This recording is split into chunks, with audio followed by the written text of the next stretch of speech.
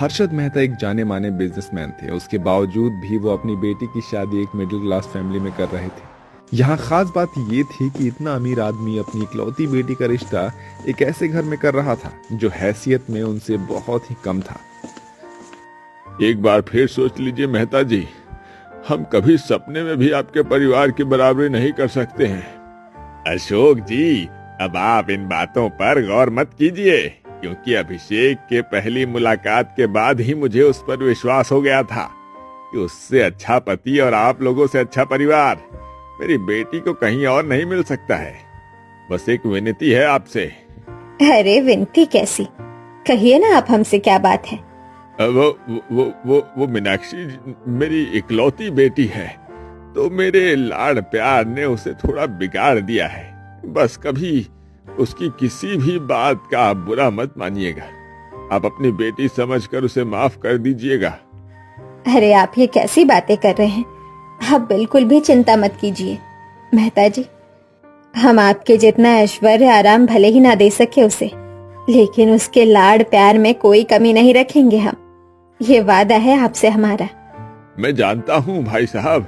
अच्छा, अब मैं चलता हूँ, शादी की बहुत सी तैयारियां भी करनी है। थोड़ा रुकिए अंकल, एक रिक्वेस्ट थी। मतलब मैं भी आपसे एक रिक्वेस्ट करना चाहता हूँ दरअसल। हाँ, तुम्हारी हर रिक्वेस्ट एक्सेप्ट करूंगा बेटे। अगर तुम मुझे अंकल कहना छोड़ दो और पापा कहना शुरू कर दो तो जरूर।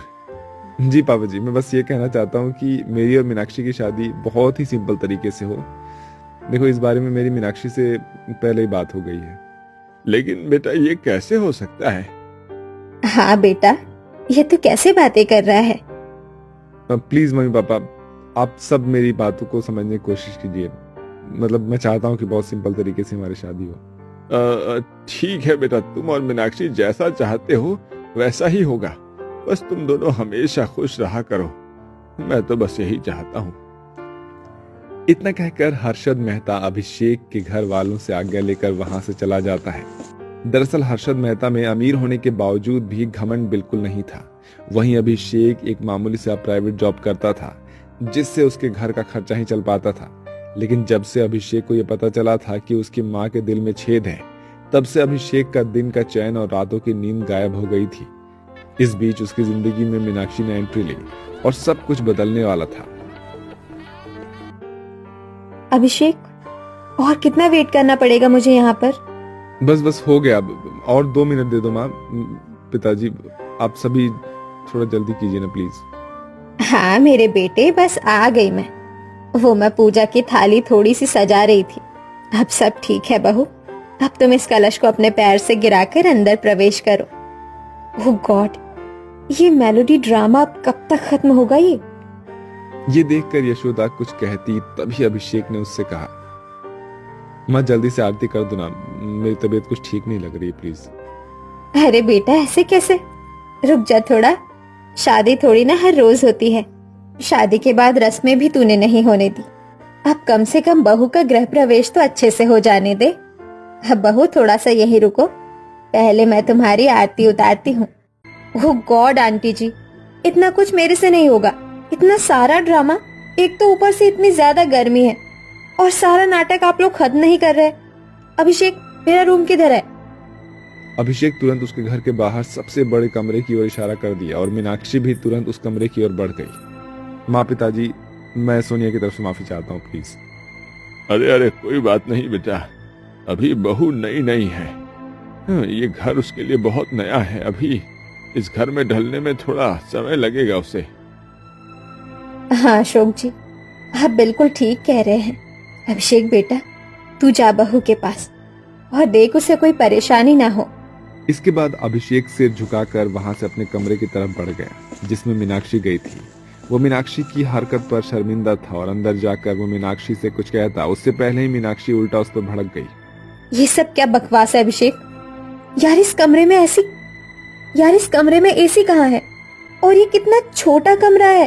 ओह गॉड, बेड भी कितना बेकार है इस रूम का।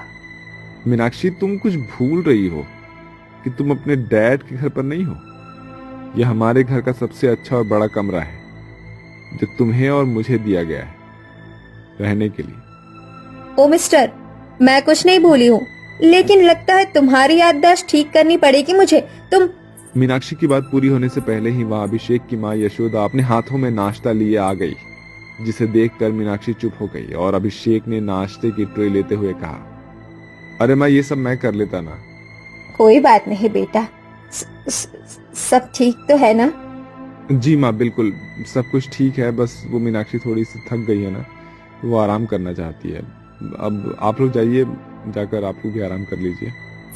इतना कहकर अभिषेक अपनी माँ को उसके कमरे में छोड़ने चला गया और फिर उसके वापस आने के बाद, मीनाक्षी हमारी बात हुई थी ना कि बस तुम कुछ दिनों के लिए मेरा मतलब थोड़ा सा एडजस्ट कर लो यार प्लीज। देखो अभिषेक, सबसे पहले तो तुम अपनी माँ को समझाओ कि वो मेरी सास बनने की कोशिश ना करे, और तुम इस रूम का कुछ करो प्लीज।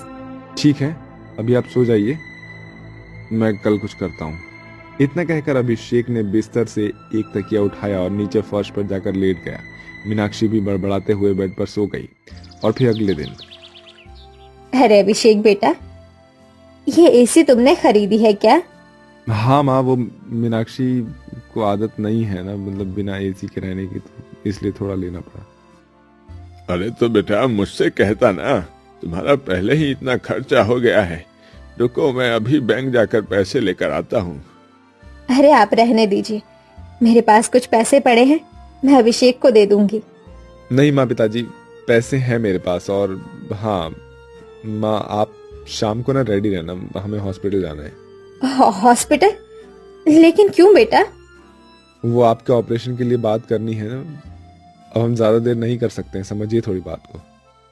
लेकिन बेटा उसके लिए तो उसकी फिक्र आप लोग मत कीजिए, पैसों का इंतजाम मैंने कर लिया है, अब सब कुछ ठीक हो जाए। इतना कहकर अभिषेक वहां से चला जाता है और अशोक और यशोदा एक दूसरे के चेहरे को देखते रह जाते हैं। अभिषेक अपने कमरे में जाकर मीनाक्षी से कहता है, एसी लग रहा है मीनाक्षी जी, और कुछ चाहिए तो बता दीजिएगा। चाहिए तो बहुत कुछ, लेकिन रहने दो, तुम उतना सब कुछ कर नहीं पाओगे। किराए की पति हो तो इससे ज्यादा और क्या ही उम्मीद लगाऊं तुमसे। मीनाक्षी ने जो कहा था वो 100% सच था। असल में अभिषेक और मीनाक्षी ने अपना कॉन्ट्रैक्ट मैरिज किया था, जिसके तहत मीनाक्षी को अभिषेक के साथ सिर्फ 6 महीने तक अपने ससुराल में रहना था। उसके बाद वो अभिषेक से तलाक लेकर अपने घर वापस लौट सकती थी। असल में मीनाक्षी की खराब आदतों से परेशान होकर उसके पिता हर्षद मेहता ने उसके सामने ये शर्त रखी थी कि उसे उनकी जायदाद को पाने के लिए पहले मीनाक्षी को किसी अच्छे लड़के से शादी करनी पड़ेगी और एक अच्छी बहू बनकर दिखाना पड़ेगा। लेकिन इस मुश्किल का हल मीनाक्षी ने कुछ अलग तरीके से निकाला और अभिषेक की मजबूरी का फायदा उठाते हुए उसने पैसों का लालच दिया, और वो भी सिर्फ 6 महीने के लिए अभिषेक को अपना किराए का पति मान लिया। दूसरी तरफ अभिषेक को अपनी माँ का जल्द से जल्द दिल का ऑपरेशन करवाना था और इसलिए उसने मीनाक्षी की शर्त मान ली। लेकिन ये बात मीनाक्षी और अभिषेक के अलावा और कोई नहीं जानता था, और इस बात को छुपा कर रख पाना अब दोनों के लिए मुश्किल होता जा रहा था। बहू, अभिषेक ऑफिस से आ गया है, मैंने खाना बना दिया है, तू जाकर उसे परोस दे। क्यों, वो खुद खाना नहीं ले सकता क्या? मीनाक्षी बेटा, अगर पत्नी खाना परोसे तो पति को अच्छा लगता है। अच्छा देखिए आंटी, इससे पहले कि आपकी एक्सपेक्टेशन और बढ़े, मैं आपको बता देना चाहती हूँ कि आपका बेटा मेरा पति जरूर है, लेकिन किराए का। मैंने उससे शादी के लिए पूरे 20 लाख रुपए दिए हैं। और हाँ, ये शादी सिर्फ 6 महीने की ही तो है, तब तक के लिए ही मैं आपको और घर को झेल रही हूँ। एक बार मेरे पापा मेरी प्रॉपर्टी मेरे नाम कर दे, फिर मैं आपके बेटे को तलाक देकर यहाँ से हमेशा हमेशा के लिए चली जाऊंगी। यशोदा के सामने नदी के पानी जैसा सब कुछ साफ साफ दिखाई दे रहा था, लेकिन वो ये सब बर्दाश्त कर रही थी और बेहोश होकर वहीं जमीन पर पड़ी। और फिर अभिषेक को जैसे ही सबके बारे में पता चला तो वो गुस्से में मीनाक्षी से बोला,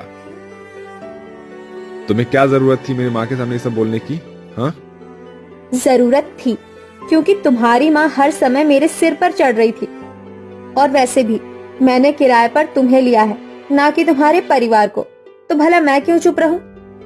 अभिषेक समझ गया था कि उसने मीनाक्षी से शादी करके बहुत बड़ी मुसीबत मोल ली थी, लेकिन वो भी मजबूर था, इसलिए वो चुपचाप मीनाक्षी की सारी बदतमीजियां बर्दाश्त कर रहा था। और फिर एक दिन, थैंक्स पापा, मुझे ही नहीं लगा था कि आप इतनी जल्दी पेपर साइन कर देंगे। सच में आज मैं बहुत खुश हूँ पापा, मुझे कुछ बताना था आपको। अच्छा यही ना कि अब तुम्हारे ससुराल से तुम्हारा कोई रिश्ता नहीं रहा। अच्छा है तुम अभिषेक और उसके घर वालों के लायक भी नहीं हो। तुम्हें जल्द ही मैंने वापस बुलाने के लिए पेपर मैंने साइन कर लिए हैं। क्या? तो इसका मतलब अभिषेक ने आपको सब कुछ बता दिया? हाँ, और उसने सिर्फ बताया ही नहीं बल्कि तुम्हारे दिए गए 20 लाख भी मुझे वापस देकर चला गया है। तुम नहीं जानती कि तुमने क्या खोया है। अभिषेक लाखों में एक लड़का है। वो अपनी माँ के ऑपरेशन के लिए किराए का पति बनने को तैयार हो गया। तो तुम सोचो कि वो अपनी पत्नी के लिए क्या कुछ नहीं कर सकता था। लेकिन अफसोस, अब तो ना उसकी माँ का ऑपरेशन हो सकेगा और ना ही अब मुझ में तुम्हें सुधारने की शक्ति बची है। अपने पिता की ये बात सुनकर मीनाक्षी को बहुत जोर का धक्का लगता है। उसे वाकई में अभिषेक के लिए बुरा लग रहा था। हाथ में पड़े प्रॉपर्टी के पेपर बहुत भारी लग रहे थे, क्योंकि उसे एहसास हो गया था कि उसके बदले में उसने क्या कुछ खोया है। अब उसके सामने तलाक के पेपर थे, लेकिन अब उसके साइन करने की ना तो उसके अंदर हिम्मत थी और ना ही इच्छा।